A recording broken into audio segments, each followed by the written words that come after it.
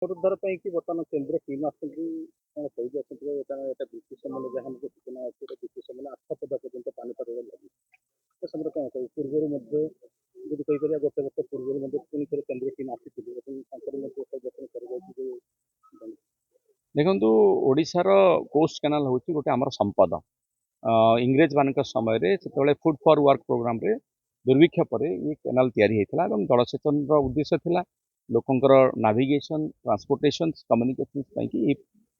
Cost canal ତିଆରି ହେଇଥିଲା କିନ୍ତୁ ଆମେ ଦେଖୁଛୁ ପ୍ରାୟ 20-25 ବର୍ଷ ହେଲାଣି ଓଡ଼ିଶାର ସୀମା ଠାରୁ ବେଙ୍ଗଲ ଓଡ଼ିଶା ସୀମା ଯେଉଁଠି ଆମେ ବର୍ତ୍ତମାନ ଯେଉଁଠି ଛିଡ଼ା ହେଇଛୁ ଆମେ ଏ ମାନକୁଣ୍ଡା ଠାରୁ ସୁବର୍ଣ୍ଣରେଖା ନଦୀର ଭୋଗରେ ଲକ୍ ପର୍ଯ୍ୟନ୍ତ ପ୍ରାୟ 14 କିଲୋମିଟର ପର୍ଯ୍ୟନ୍ତ ଏଇଟା ଦଳରେ ପରିପୂର୍ଣ୍ଣ ହେଇଯାଇଛି ଏବଂ କୋଷ୍ଟ କେନାଲ ଯେଉଁ ଉଦ୍ଦେଶ୍ୟରେ ତିଆରି ହେଇଥିଲା ତାହା ଆଉ ବ୍ୟବହାର ଉପଯୋଗୀ ହେଇନାହିଁ ହେଇ ରହିନାହିଁ ସେଥିପାଇଁ ମୁଁ ବିଗତ ମାର୍ଚ୍ଚ ମାସରେ ଗୋଟେ ଚିଠି ଲେଖିଥିଲି ଜଳଶକ୍ତି ମନ୍ତ୍ରଣାଳୟ ଭାରତ ସରକାରଙ୍କ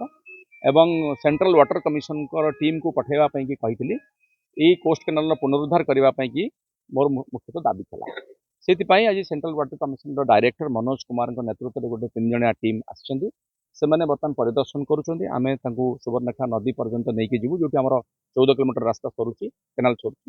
ଆମେ ତାଙ୍କ ପାଖରେ ଦାବି କରିଛୁ ମୁଖ୍ୟତଃ ୟାକୁ यार पुनरुद्धार करा जाऊ जलसेचन व्यवस्था हो ये पर्यटन या गोटे पर्यटन से प्रपोजाल्स रही एपरिकी फिशरी कमी माछ चाष भी कर ये सब दिगरे ध्यान देवाई आम बर्तमान दाबी रखीचु से देखा जाऊ से पूर्वर आसी गोटे टीम आसाला सी टीम जो मैंने आसी मुझे पचारूली से टीम सहित यांकर विशेष किसी संपर्क ना तेणु आम आशा करुचु बारंबार टीम आसुँच भल कथा किंतु किसी कार्य हो भारत सरकार पाखे से दाबी आम रखा आम फॉलोअप करें।